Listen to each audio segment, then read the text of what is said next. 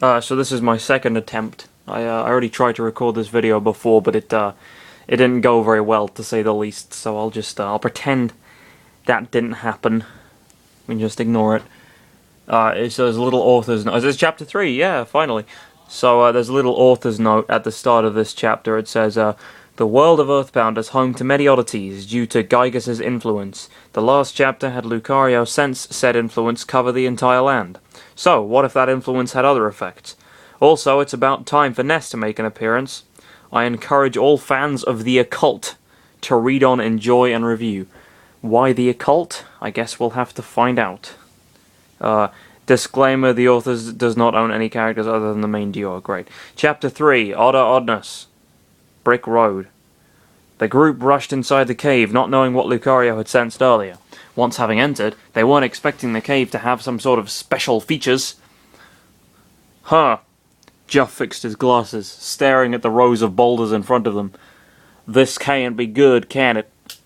From a bird's eye view, the cave held rows of boulders that loosely made up a big maze meant for travelers to cross. Judging how the actual floor seemed clean, the maze was probably man-made. The floor was constructed mainly of bricks. Lucario, Chris began, we could probably jump down the dirt fence back outside. What is wrong with you? Lucario growled, seemingly staring across the boulder walls with his eyes, as opposed to staring across the walls with his teeth.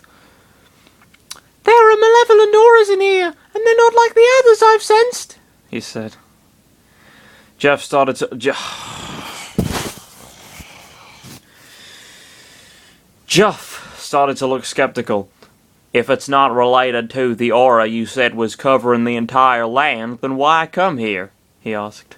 Hold on. Perhaps if we ignored this, it could come back and bite us in our backs. I presume what he means is come back and bite us in our ass, but obviously, Aura Channeler Chris is writing a family-friendly fan fiction here with decapitated goats spewing trails of blood. It's for the kids. It's all for kids. Kids love this. Oh wait, no, it's rated T for teen. So evidently there's going to be more horrific violence later on, I guess. T for teen, if that is what Chris believes in, I guess. But no saying rude words. Chris really needed to enforce the idea that they needed to act without being so suspicious, so he decided to support Jeff's idea. Yes, he said, nodding. Who knows, maybe we could find something useful out of investigating this tunnel.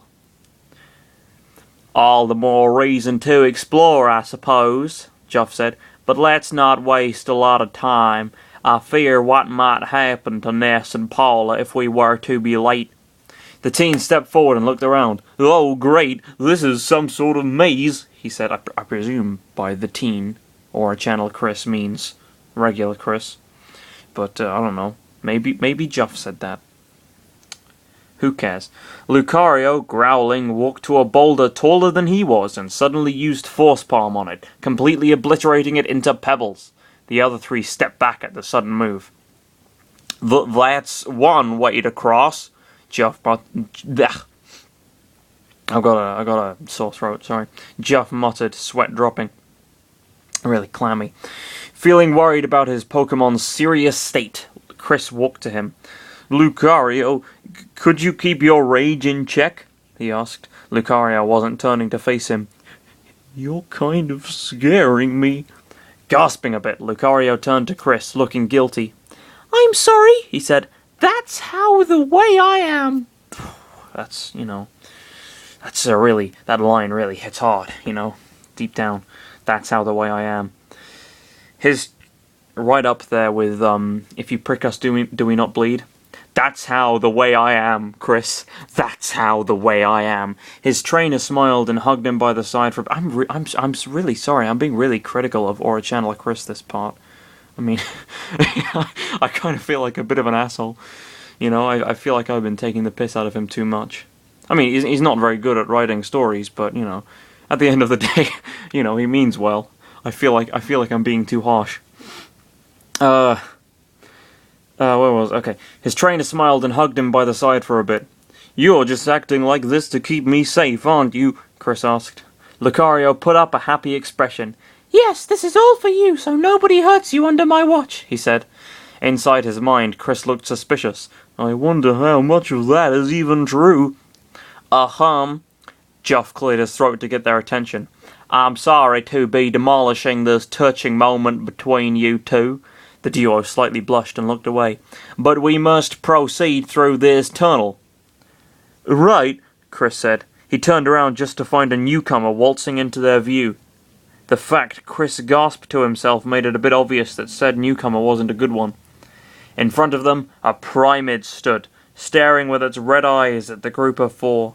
Tilting its head, the Primid fixed its hat on top.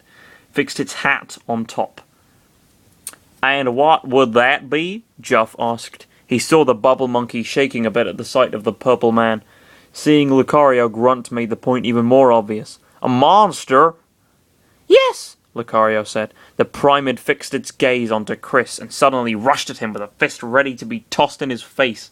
As Chris yelled, Lucario smacked a heavy punch into the Primid's side, sending it rocketing into the air as a trail of black aura behind that vanished in an instant. Feeling grateful, Chris sighed. At least that kind of monster wasn't easy for you to behead, Juff noted. God, they're being real dicks about this. Lucario totally fucking is easily the best fighter they have and demolished that. I mean, I know it was pretty brutal, but at the end of the day, that goat was attacking them. It stomped on Juff's frail body or whatever. They could be a bit more fucking grateful for the fact that he got rid of it. Would you please drop that already? Lucario asked, looking perplexed. See, he agrees. You guys are hurting his feelings. I'm not going to behead anyone else. I can't tell if he was going easy on that Primid. That worries me, Chris thought, looking at that trail of air the Primid once occupied. Yeah, no. Yeah, that should worry you, having a really good fighter who's unconditionally on your side. Yeah, no, that's a real pain in the ass, isn't it? How the hell are you going to be able to conquer this world or whatever the fuck you're trying to do? I can't even remember. With him on your side, he's going to cause so many problems for you by easily defeating all the enemies that come in your way, causing you not to feel any pain whatsoever. Oh, dreadful. Are there any more of them? Lucario nodded. There are a lot of them surveying the whole perimeter of the cave, he said. Also, there's something big in the center. Something else that's radiating a whole lot more of that sickening red aura. Oh boy, both Juff and Chris said, not looking forward to what he had told them. The bubble monkey uttered something to itself at the same time. Please do get rid of it if you can, Juff added. Totally, Chris added. Lucario nodded, and they all proceeded down the unblocked way. Lucario had taken overall control of decimating the Primids that stumbled in their path.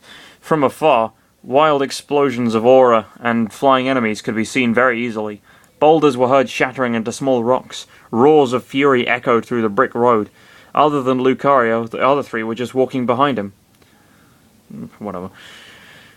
I know we're kind of taking the easy way by allowing Lucario to get rid of everything, but this seems kind of wrong to me, Chris said. It's all good, Juff said. We're still being taken into consideration. Besides, our levels are going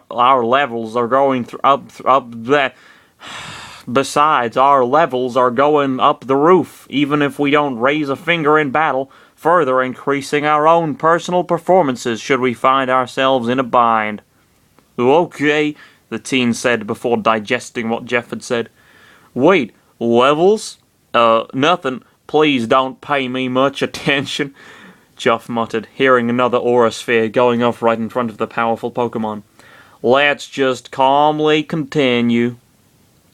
The brick road wasn't as long as it seemed to be, mainly because they were literally plowing through the maze. In almost no time at all, the quartet made it to the center of the cave, where they identified the supposed spot where a lot of malevolent aura was supposed to be stationed at. That's all for now.